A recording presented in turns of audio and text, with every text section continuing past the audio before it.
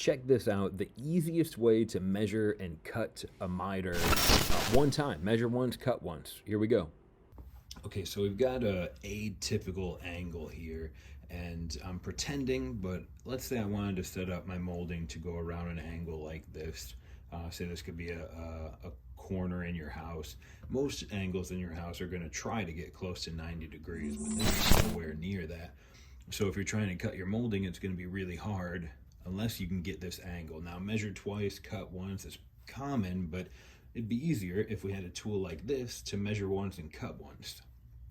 So the way that we're going to set this up is to get our angle by lining it up on the angle of our cut, of what we're trying to mold to. And then you can see here where it's kind of telling us what that angle is for a miter cut. That's what we're doing here. So again, I'm going to take this and I'm going to just manipulate it, and it fits really easy. And this is telling me that I need a 15-degree cut to hit both sides of this. So let's take it over to the miter saw and see how it does. Now, on my miter saw, like most, I've got a left side and a right side. So I'm going to get this locked in on the left side at 15 degrees.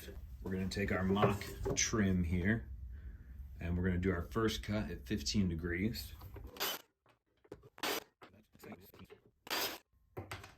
And this should, these two opposing 15-degree cuts should match that corner we measured earlier with this tool. And look at that. That's impressive. So you can see here that we've got pretty much a watertight cut to fit that atypical angle that you would see in your house. And we did the measurement really quick and easy by using this tool and taking the angle that it told us right over to the miter saw. Now, of course, we could use this in a traditional sense to like I said, most of your cuts are going to be 90 degrees. So if we come up over here, that's exactly what you're going to see, and it's telling us we need to make a 45-degree cut.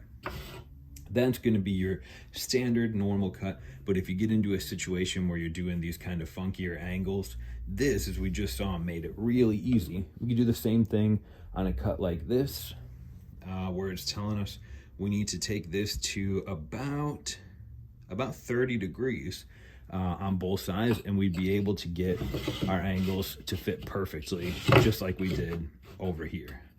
So again, technically, if you're doing your miter cuts, that's up to you. But I think what we just saw is that this device is going to make it really easy to figure out what those angles are one time.